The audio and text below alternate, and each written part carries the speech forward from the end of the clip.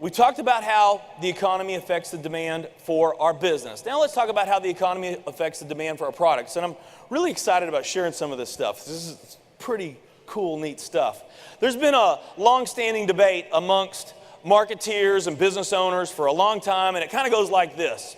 Is it better to market a product that fulfills a want, or is it better to market a product that fulfills a need? A want product's kind of like chocolate. You don't need chocolate, but you want chocolate, right? Water, it's a necessity of life. You need water. Now, those on the want camp, what they'll almost always say is, people will buy what they want before they'll buy what they need. And you know what? There is definitely some truth to that. The fact is, there's really good arguments on both sides. What's interesting about leisure travel is leisure travel has qualities of both a want product and a need product. On the need side, there's definitely something to be said for people and their quest for overall well-being, health, sanity, okay?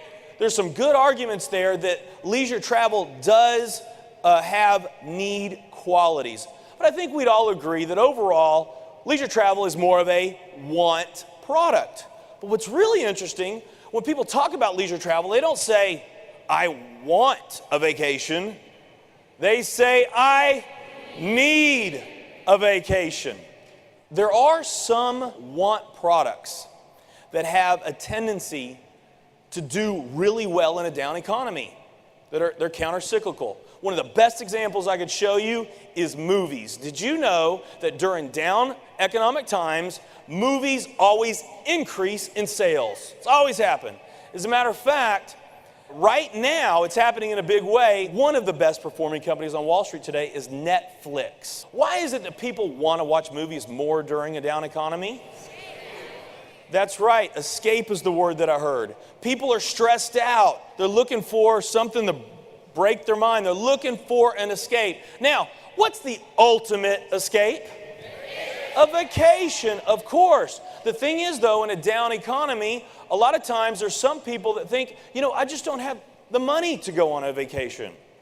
Well, that's where we get to come in. We get to come in and we get to tell people, hey, listen, instead of you going and watching that movie for 2 hours and living a fantasy through that movie and watching somebody having a blast on the beach in Bahamas, with World Ventures, I can show you how you can easily afford to go to the Bahamas. Not only that, with our Travel Dollar program, I can actually show you how you could travel for free. Now, here's the point right here that I want you to make special note of. When finances are tough, when the economy's down, the desire for leisure travel only goes up. It is higher than at any other time. Why is that? Because people are looking for and they need an escape, and a vacation is the perfect escape, okay? Now, if travel sales as an industry, if the sales do decline, which I will tell you rarely occurs, unless we're in a pretty serious recession like we are now. If travel sales as an industry go down, a couple things happen that really play to our favor. The first one has to do with our suppliers. Now, our suppliers are very different from like a traditional manufacturing company. Let's say that you owned a men's shirts manufacturing company, and the demand for men's shirts goes up. When that demand goes up, you start to produce and manufacture and sell more shirts.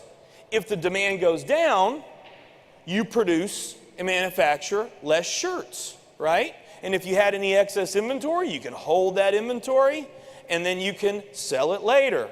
So according to your demand, your costs will go up and down. Now, with our suppliers, it's a much different situation, and I'm talking about the hotels, the resorts, the cruise lines that we do business with. Because when the demand goes up, what do? They build more cruise ships, they build more hotels, they build more resorts. When the demand goes down, here's their costs. Demand goes down, their costs don't go down for the most part. They can't take back what they built, okay? And their inventory, their unused inventory, those hotel cabins and cruise ships, it's like perishable goods, vegetables and fruit sitting on the produce shelves. They only last for a certain time. You got to sell them or they're gone. They have the exact same situation. So this puts them in a not so good situation if travel sales go down for them. Okay, because the way we do business, or one of the ways we do business since we've launched this company, is we go out, we reach out to our suppliers, which we have really good relationships with, and we negotiate the very best prices we can in behalf of our members, and we're able to get some amazing rates because of our business model. What's happening more and more, and it's only increasing, instead of us now reaching out to them, they're calling us up. And let me tell you something, that does put us in a better negotiating position, and they are much more motivated to work with us on price. So it's a real win for us. We get better pricing. And one of the reasons why they're calling us up, by the way, is because they know we have a very unique, special ability. If there's a week or a month or whatever that is really low in sales, we have the ability to put a lot of people at that location and on those dates in a way that no other company can. So our suppliers are our partners. We get a chance to go and we help our suppliers. They need us. We fill a need.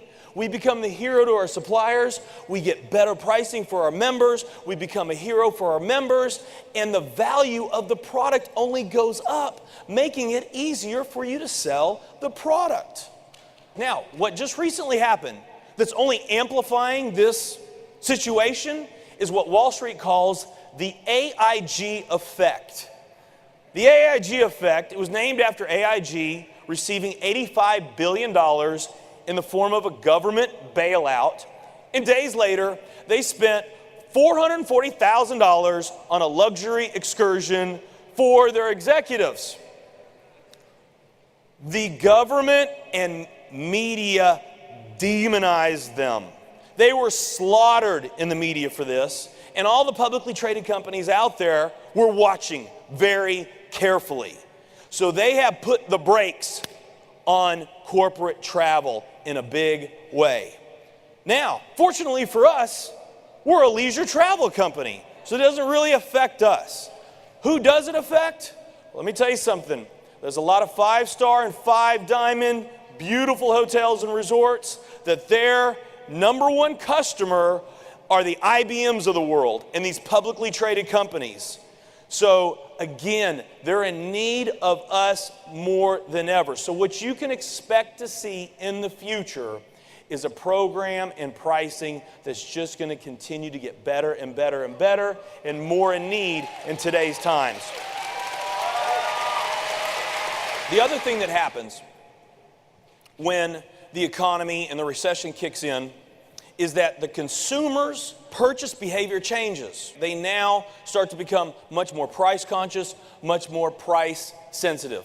Now, what I have heard recently, and I'm certain some of you have probably heard something like this, a question that kind of goes like this. Okay, you're in the travel business, and with the economy the way that it is right now, and I've heard travel sales are down right now. Isn't that bad for your business? Well, that'd be kind of like me asking you if you're in the restaurant business. Hey, the economy's down. People are spending less money at restaurants right now. Isn't that bad for your business? Well, it kind of depends. Not if you're McDonald's. You got to see this headline. This is everywhere. The recession seems to be helping McDonald's. Their sales are surging right now. As a matter of fact, fast food restaurants as a whole are known to be countercyclical. It'd be kind of like me asking you the question, if you own a consumer goods business, if I said to you, wow, with the economy the way it is, consumer goods sales are down. Isn't that bad for your business? Well, not if you're Costco, not if you're BJ's Wholesale Club, not if you're Walmart, because they're all having amazing sales right now. This is seeming to work in their favor. Wall Street Journal, right on the cover, battered store sales. It shows these big name department stores, all their sales are down. There's one that is up. Does anybody recognize that brand? Walmart. Did you know that since then, their sales growth rate is about 3 to 4 times that, okay? And this next article talks about it. Wall Street Journal, business section. This is the quote from that article. Walmart posting its best sales performance in 9 months. Sales at stores open a year rose 5.1%, twice the rate that analysts had expected. The next article. This is my favorite article to show you. This was the cover of the money section of USA Today. Some companies say there's a recession, and it talks about how there's some companies that do well in a recession. And they feature 4 companies in this. Now, one of the companies they're talking about is Walmart, but that's not the company that they're showcasing.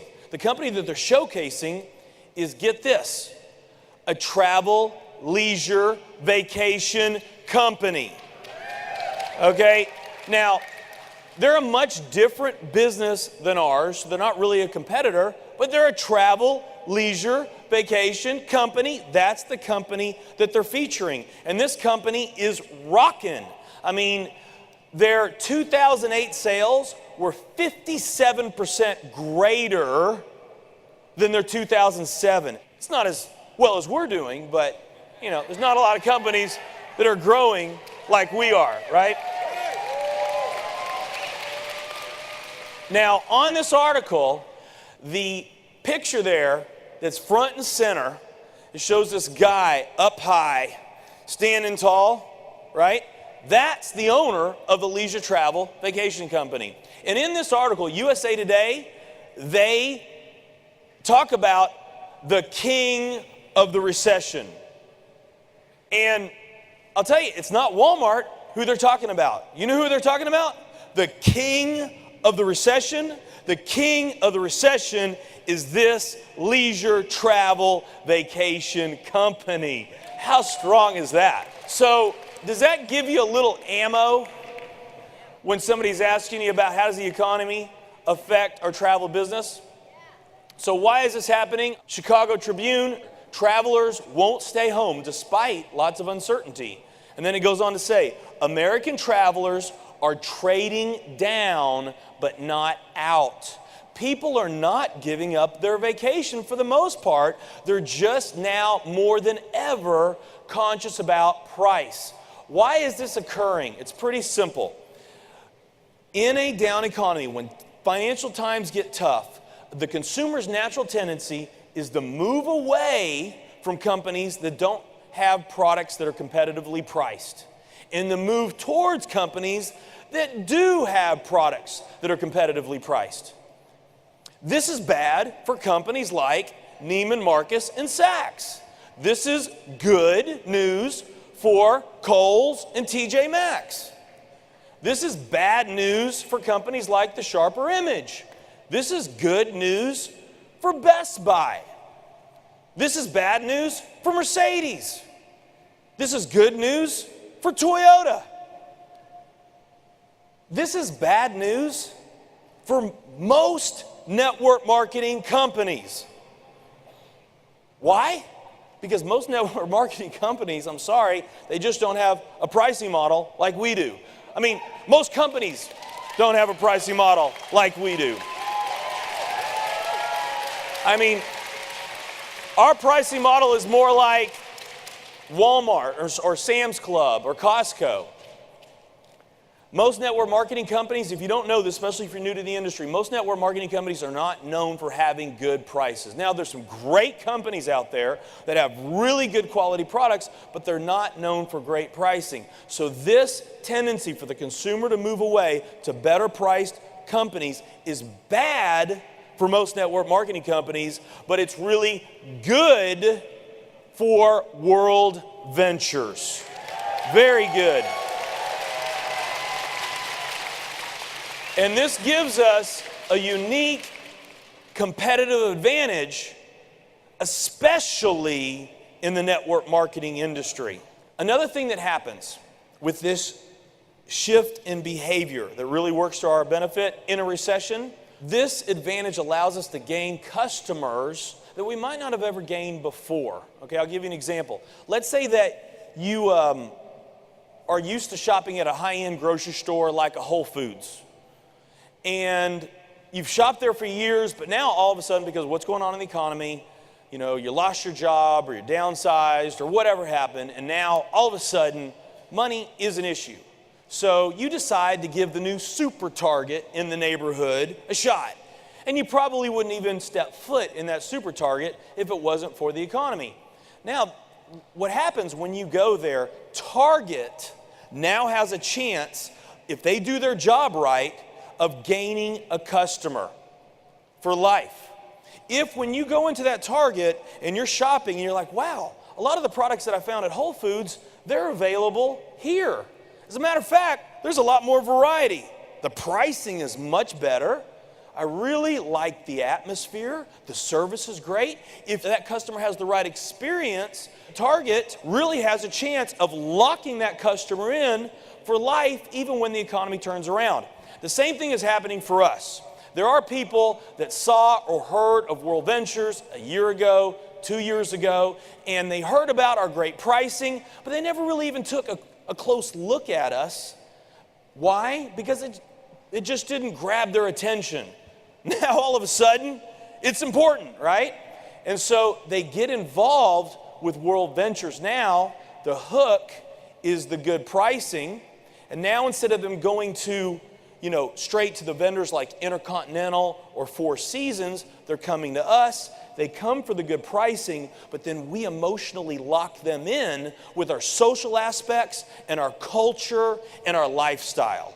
Okay, so this is a big opportunity for all of us. This, any way you look at it, it's a win, and it's a win, and it's a win.